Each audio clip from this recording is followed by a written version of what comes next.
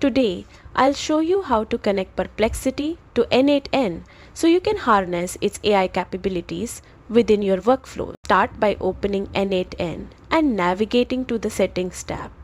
Then click on Credentials. This is where you securely store the keys that allow N8N to communicate with external platforms.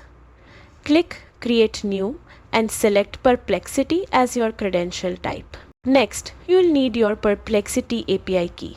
This key authenticates N8N with Perplexity, allowing your workflows to access its features. Obtain it from your Perplexity account and input it carefully into the credential setup in N8N. Double check for typos and then save the credential. And that's it.